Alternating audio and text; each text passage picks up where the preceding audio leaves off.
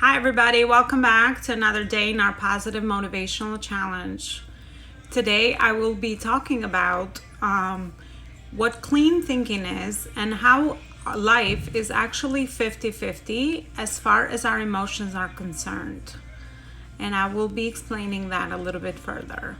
For those of you who don't know me yet, my name is Elona Lopari and I help women professionals find work, get promoted, or start their own businesses so that they can fulfill their fullest potentials in a lifestyle that matches their passions.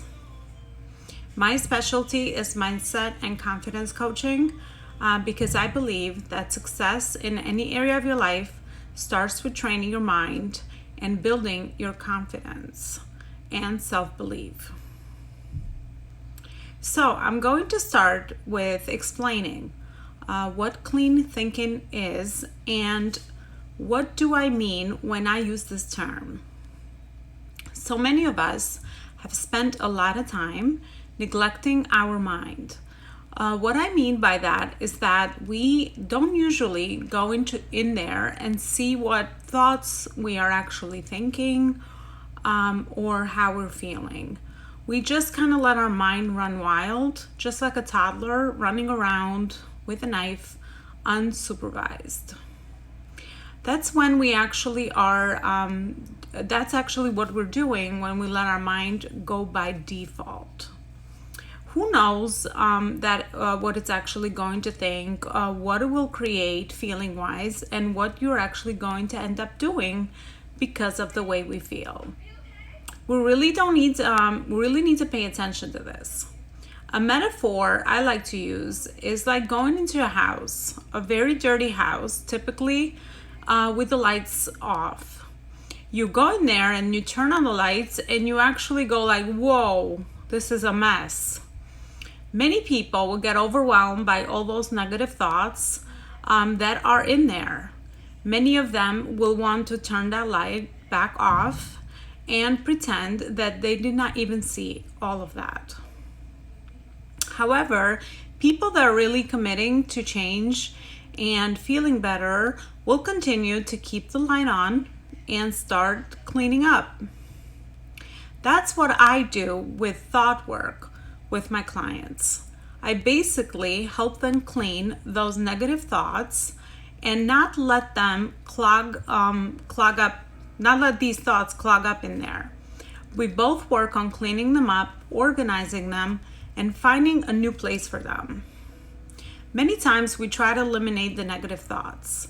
The very least we try to understand is where they're coming from.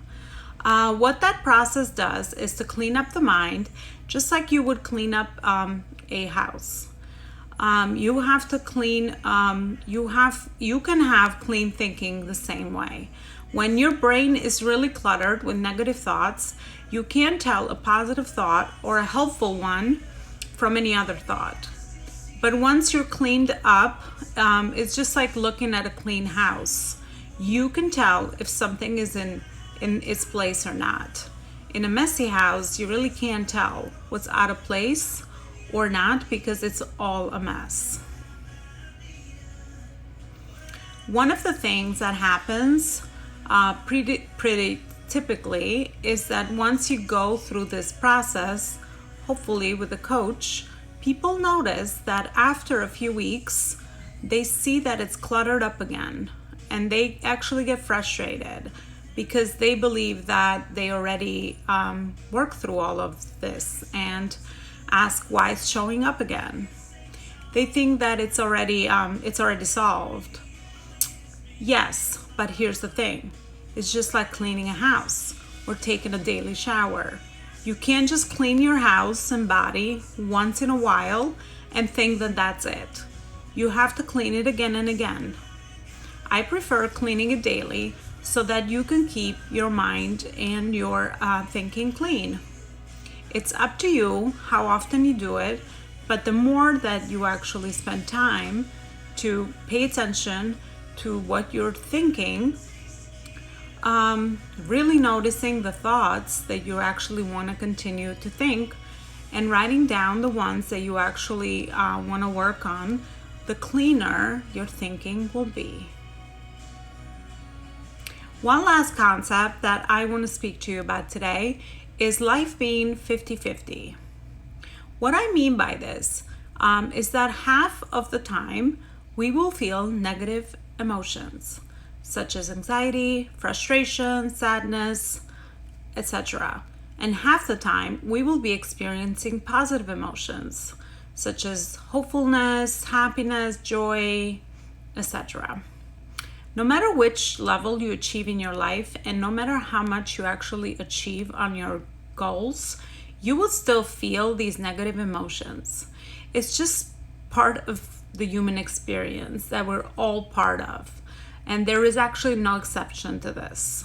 So learning how to be happy where you are in the present moment with what you have is very important to understanding.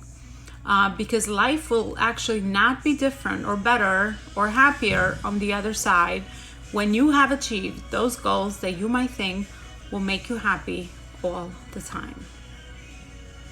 That's all I had for you today. Thank you so much for watching.